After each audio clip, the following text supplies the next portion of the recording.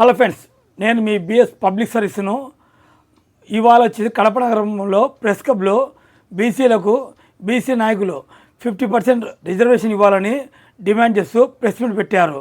ఈ ప్రెస్ మీట్లో full details నేను మీకు వీడియో రూపంలో చూపిస్తాను, చూస్తూ ఉండండి. విలేకరుల సమావేశానికి విచ్చేసిన ప్రింట్ మీడియా, ఎలక్ట్రానిక్ మీడియా మిత్రులందరికీ కూడా జాతీయ బీసీ చైతన్య సమితి తరపున అభినందనలు తెలియజేస్తున్నాము.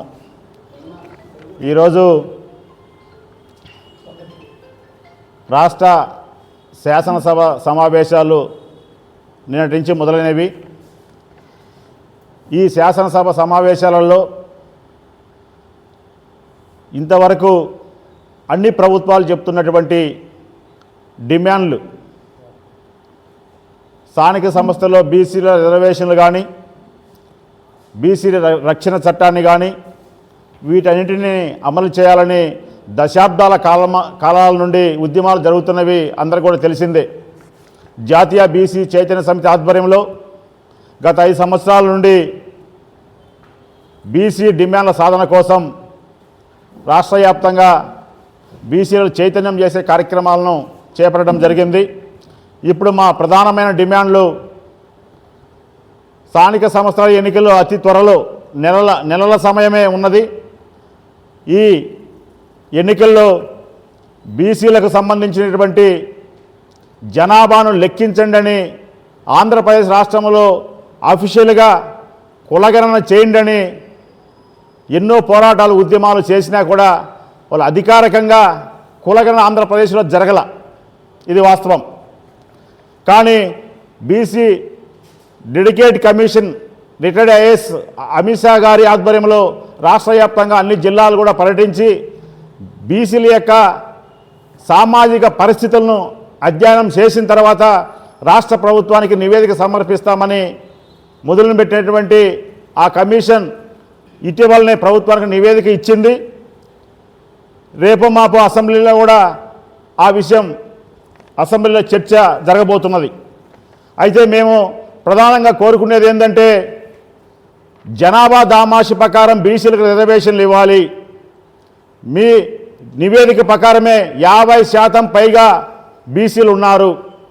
50% పైగా బీసీలు ఉన్నటువంటి బీసీ వర్గాలకు రిజర్వేషన్ శాతం గత ప్రభుత్వంలో 24% దక్కినది.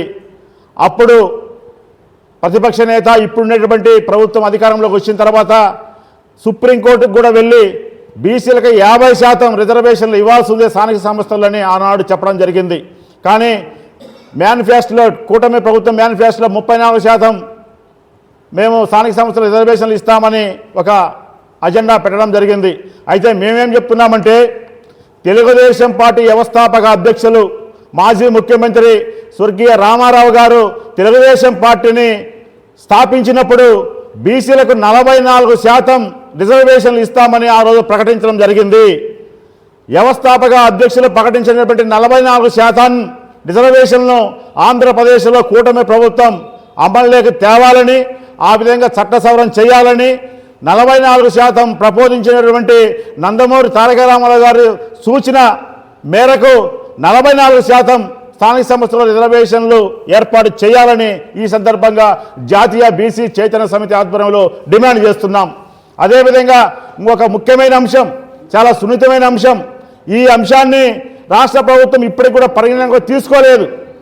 మేము దశాబ్దాల కాలం నుంచి కూడా చెప్తున్నాం, ఈ అంశాన్ని మీరు తీసుకోండి, ఈ అంశాన్ని పరిగణలోకి తీసుకుంటే బీసీల సమగ్రాభివృద్ధి జరుగుతుంది, 80% పైగా బీసీ కులాలకు న్యాయం జరుగుతుంది, మీరు ఆ చర్య చేపట్టకపోతే అన్యాయం జరుగుతుందని మేము తెలియజేశాం.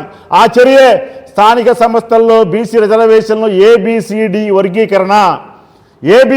వర్గీకరణ జరిగినప్పుడే స్థానిక సంస్థల్లో బీసీలకు అన్ని కులాల వారికి, ఏలో ఉన్నవారికి, బిలో ఉన్నవారికి, సిలో ఉన్నవారికి, డిలో ఉన్నవారికి, ఈలో ఉన్నవారికి కూడా న్యాయం జరగాలంటే ఏబిసిడి వర్గీకరణ ఏకైక మార్గంగా అన్ని సర్వేలు అందరూ విశ్లేషకులు కూడా చెప్పారు. ఆ విషయంలో మాత్రం ఎక్కడే కానీ ప్రభుత్వం ఒక అడుగు ముందుకు వేయడం లేదు.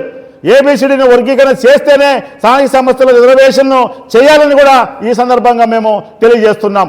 అందువలన చట్టసభల్లో మాట్లాడే విధంగా చట్ట సవరణ చేసి మీరు 44% రిజర్వేషన్లు అమలు చేయాలి, ఏబిసిడి వర్గీకరణ చేయాలని తెలియజేస్తున్నాం. మరో మాట అంటున్నారు, కోర్టు పరిధిలో 50% మించి వెళ్ళకూడదంటున్నారు. మరి 54% వెళ్ళకుండా ఉంటే ఆనాడు 10% ఉన్నటువంటి ఈడబ్ల్యూఎస్ ఆధిపత్య కులాల వారికి ఈడబ్ల్యూఎస్ రిజర్వేషన్ 10% ఒక చర్చ లేకుండా ఒక ఏకైక కేవలం 24 గంటల్లో ఈడబ్ల్యూఎస్ రిజర్వేషన్లు ఈ దేశంలో అమలు జరిగినవి. అన్నిటిలో కూడా విద్యలో కానీ, ఉద్యోగాల్లో కానీ, రాజకీయంగా కానీ, సామాజిక వర్గాల్లో అన్ని వర్గాలలో అన్నిటిలో కూడా మెజార్టీగా ఉన్నటువంటి వాళ్ళకు ఈడబ్ల్యూఎస్ రిజర్వేషను అమలు జరిగితే ఎమ్మెల్యేలు లేరు, రాజకీయంగా ముందడుగు లేదు, స్థానిక సంస్థల్లో కానీ మిగతా అంశాల్లో కానీ ఎంతో ఎనుగుబాటు గురైనటువంటి బీసీలకు ఎందుకు జనాభా దామాషి ప్రకారం రిజర్వేషన్లు కల్పించడం లేదని ఈ సందర్భంగా మేము చెప్తున్నాం. అదేవిధంగా రాబోయే రోజుల్లో ఖచ్చితంగా బీసీ డిమాండ్లు నెరవేర్చాలని, అదేవిధంగా ఇంకా చాలా అంశాలు కూడా మా లీడర్స్ మాట్లాడతారు.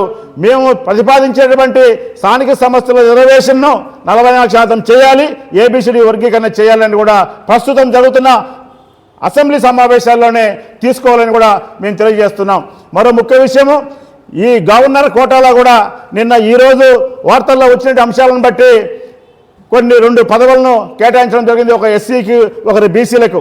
అది ఒక శుభ పరిణామంగా ఇంతవరకు చట్టసభల్లో అడుగుపెట్టని వర్గాలకు ఇవ్వడం కూడా ఒక శుభ పరిణామం. అదేవిధంగా రేపు మార్చిలో 26 ఎమ్మెల్సీలు ఖాళీ కాబోతున్నాయి. 26 ఎమ్మెల్సీలు ఇంతవరకు చట్టసభల్లో లేనటువంటి రజిక కానీ, నాయి బ్రాహ్మణ కానీ, కమ్మర కానీ, కుమ్మరి కానీ, దూదేకలు కానీ ఇటువంటి వర్గాలకు రాబోయే ఎమ్మెల్సీ స్థానాలలో కేటాయించాలని కూడా తెలియజేస్తున్నాం. ఇది యువగలంలో నారా లోకేష్ గారు ప్రతి చోట కూడా వాగ్దానం చేసినటువంటి అంశం. చట్టసభలు లేని బీసీ వర్గాలకు ఎమ్మెల్సీలు ఇస్తామని ఆ రోజు స్పష్టంగా యువగలం పాదయాత్రలో తెలియజేయడం జరిగింది. తద్వారా బీసీల యొక్క విధానాలను స్పష్టంగా మీరు ముందుకు తీసుకువెళ్లాలని కూడా కోరుతున్నాం. అదేవిధంగా చట్టసభల్లో బీసీలకు రిజర్వేషన్లు తెలుగుదేశం పార్టీ ఇప్పటికీ సుమారు 4 సార్లు కేంద్రానికి లెటర్ రాసి చట్టసభల్లో 34% బీసీలకు రిజర్వేషన్లు కల్పించాలని లెటర్ ఇస్తే పార్లమెంటులో మాత్రం ఒక్కసారి కూడా ఒక ఎంపీ కూడా మాట్లాడిన దాఖలాలు లేవు. ఇదందరూ కూడా ప్రజలకు తెలిసిన సత్యం. రాబోయే రోజుల్లో బీసీ డిమాండ్లను సాధించుకుంటాము, బీసీలను చైతన్యవంతులను చేస్తామని తెలియజేస్తున్నాం. బీసీ రమణ, జాతీయ బీసీ చైతన్య సమితి వ్యవస్థాపక అధ్యక్షులు. ఇప్పుడు చిన్నమస్తాన్ బీసీ రక్షణ చట్టాన్ని ప్రస్తుతం జరుగుతున్న శాసన సమావేశంలో ప్రవేశపెట్టాలి, ఆమోదం తెలపాలని కోరుకుంటున్నామన్నా.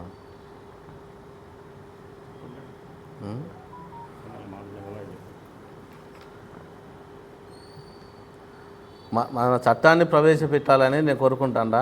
నాకు పెద్దగా మాట్లాడడానికి చేత కాదు, అన్నగారు అన్ని దాని గురించి సమాధానం చెప్తారు. తెలిసి నా పేరు రామ్మోహన్. ఇప్పుడు జనాభాలో దరిదాపు వచ్చేసి 50 నుంచి 60% జనాభా బీసీ వారు ఉన్నారు. సుమారుగా కులాల పరంగా ఎత్తుకుంటే 120 నుంచి 130 కులాలు బీసీలు ఉన్నాయి. వీళ్ళంతా కలిసి బీసీలు లేనిది చెప్పాలంటే, ఒక్క మాటలో చెప్పాలంటే దేశమే లేదని చెప్పొచ్చు. అలాంటి బీసీలకు ప్రభుత్వం ఏమి చేస్తుందంటే ఏమీ చేయడం లేదు. ఎలక్షన్ స్టంటుగా మీకు అది చేస్తాం, ఇది చేస్తాం అని ఉదరగొట్టే వాగ్దానాలు చేయడము, అధికారంలోకి రావడము, వచ్చిన తర్వాత వాళ్ళ పని వాళ్ళు చేసుకుంటూ పోవడము. కానీ బీసీలకు ఏ కులానికైనా కానీ ప్రాధాన్యత ఇచ్చి, అన్ని కులాలకు సమాన ప్రాధాన్యత ఇచ్చి అన్ని కులాల్లో ప్రజాప్రతినిధులుగా ఎన్నిక చేయడం లేదు. ఎవరైతే ధనికులు ఉంటారో వాళ్ళను ఎన్నిక చేసుకొని వాళ్ళు ప్రజా జీవితంలో వాళ్ళను చక్రంలో వాడుకుంటున్నారు. మిగతా అనగారిన కులాలు దండిగా ఉన్నాయి, వాళ్ళకు ప్రాధాన్యతే లేదు. జనాభాలో 50 నుంచి 60% ఉన్న వాళ్ళకి 50% రిజర్వేషన్ ఇచ్చేదానికి ప్రభుత్వంకి ఏమైంది? ఇవ్వచ్చు కదా. జనాభా బీసీలు